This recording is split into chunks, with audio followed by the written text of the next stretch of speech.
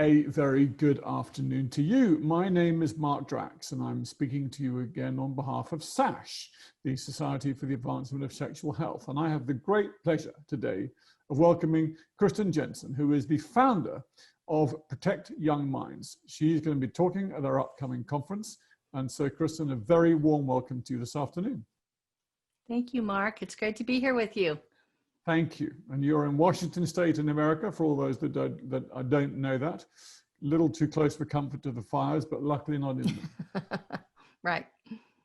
Kristen, you're going to be talking at our upcoming conference, and I believe it's your first time. Is that right?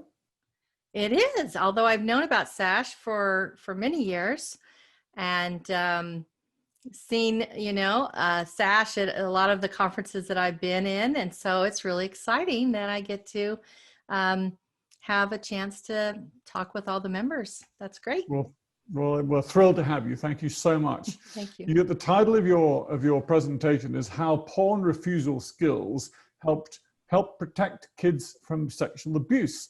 So if it's all right with you, Kristen, I'm going to ask you a few questions. And my first question is very simple. It's a very powerful title. What was your inspiration for this presentation? And where does it come from? Tell us a bit about yourself and what inspired you to pioneer this topic. Well, it's many, many years. I've been doing this for almost 10 years. And what initiated my interest in, helping protect children from pornography is I had a call from a mom of a large family who was doing everything she knew to protect her kids from some of the, harmful content online.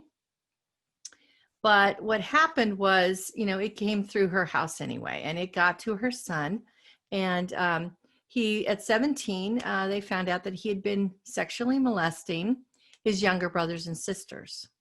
And so that really, for some reason, I learned that pornography was a problem. That was part of it.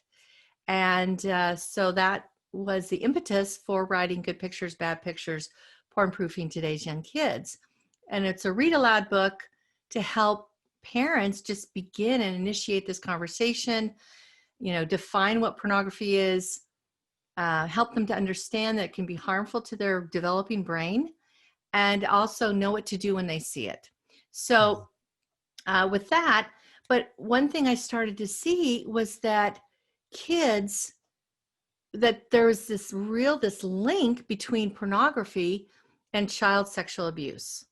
And as I started hearing more stories and kind of reading more about it, I realized that if children are armed with porn refusal skills, if they know what it is, why it's harmful and what to do when they see it, if they have a plan, if they're taught this from a young age, they can be more protected from sexual abuse. So maybe I could just give you a story about that.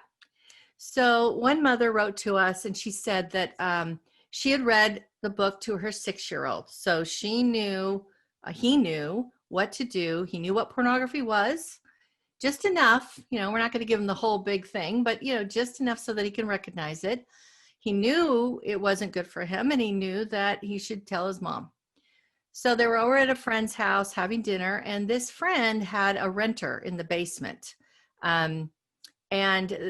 But it was also the place where they stored the toys. And so they were allowed to run down, grab a toy, and come back up and play while the adults were, getting ready for dinner. And so this little 6-year-old boy runs down to grab a toy, and there's the renter. He's there, and he has, the cell phone. And he shows this little boy, he says, "Come here, I want to show you something." So he does. And he showed him, pornography. Basically, it was gay porn. And he said, "This feels really good. Maybe we could do this together." And this little boy recognized that this was pornography because it was pictures that focused on the private parts. So he went upstairs, he told his mom, and what would have happened if he hadn't? That boy could have been, obviously this man had seen this young boy as an opportunity. He was a predator and he was using porn. So we know that porn is used to groom young children.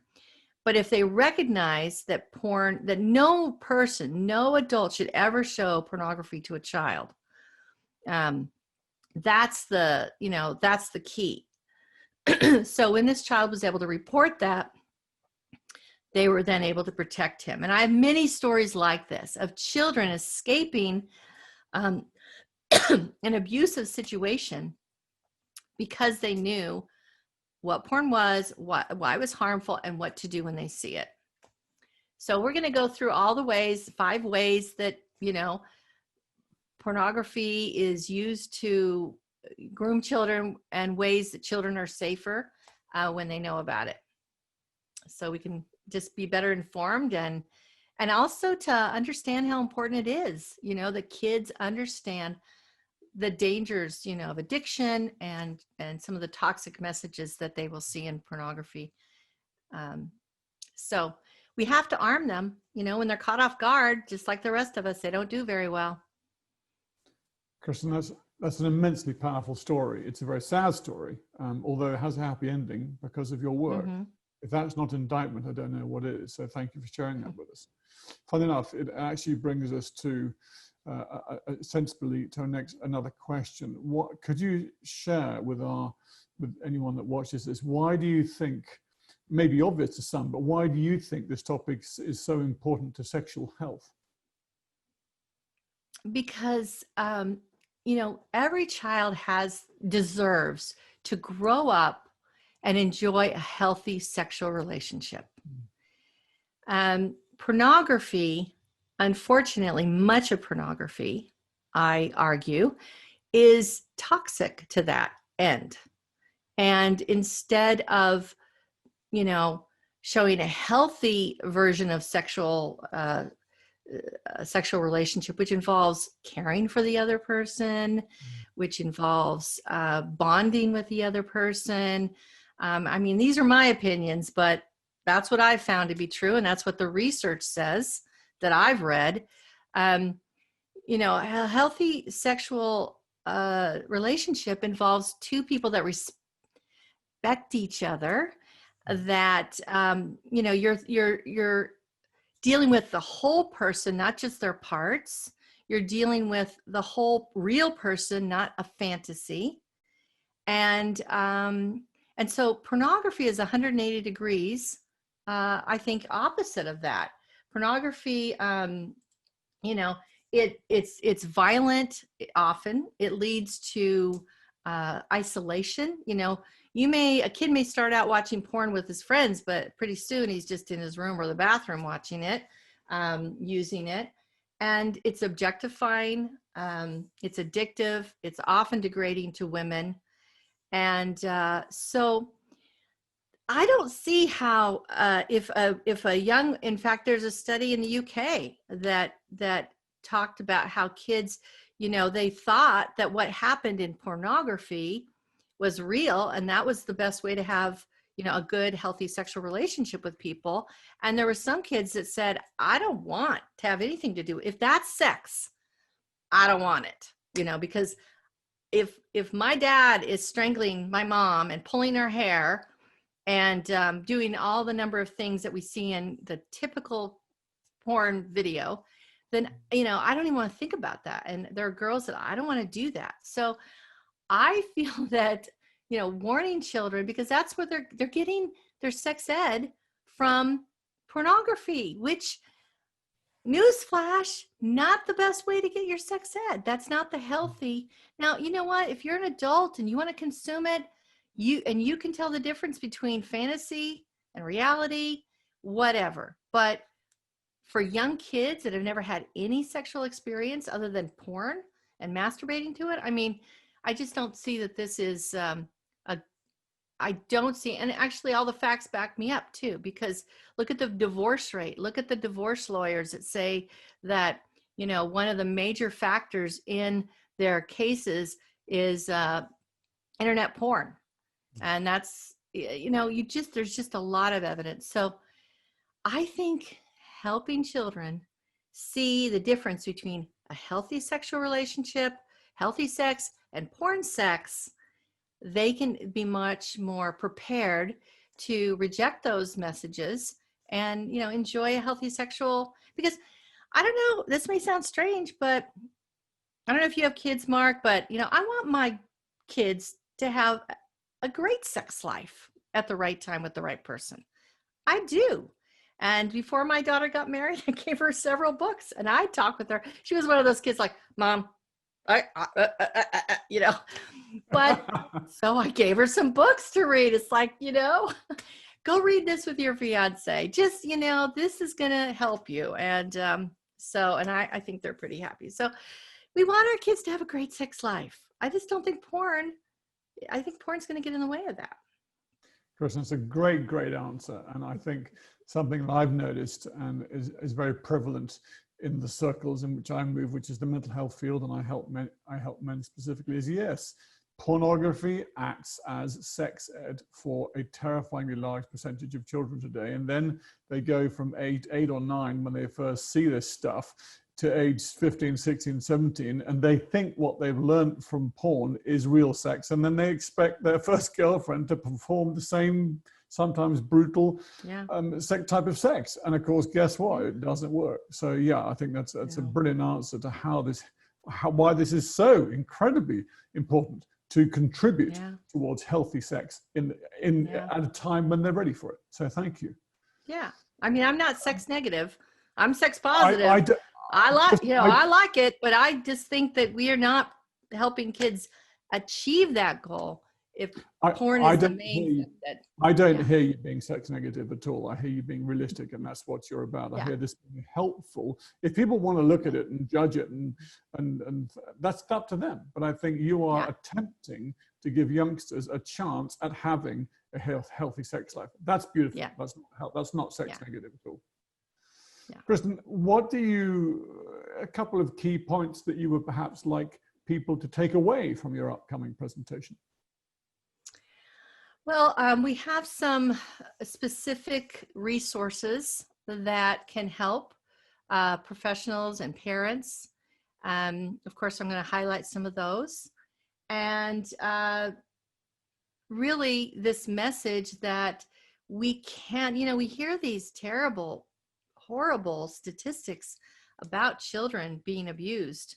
And it really is important that we talk to kids earlier about sex, because they're getting all these cues from their environment.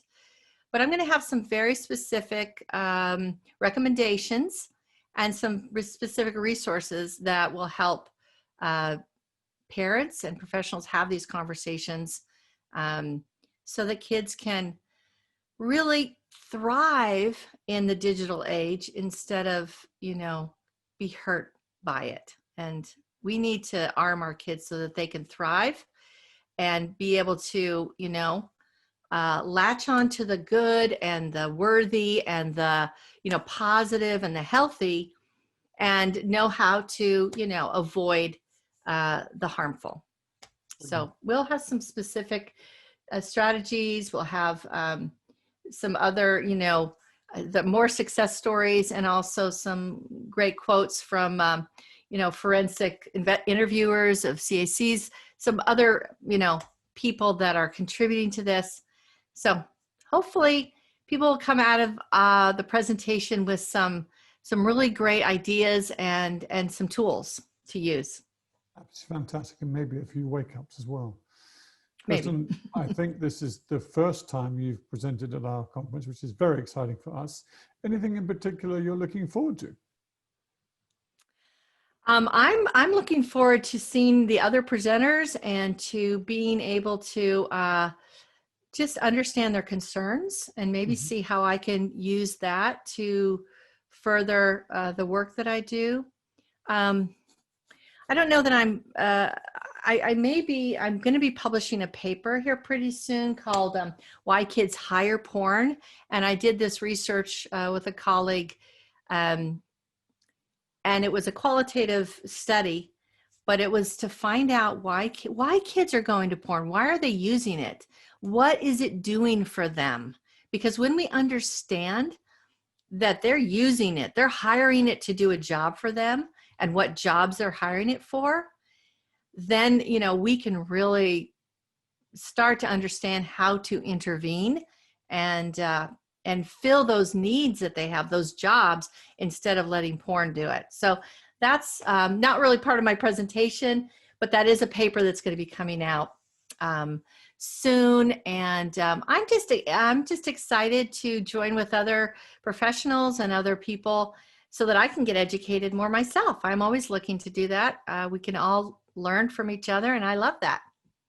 I love hearing a fellow professional be so awake and open and curious to the beauties of forward learning and growing your own perspective. Thank you for stating that. Yeah. It's so important we continue to do our work and grow our parameters.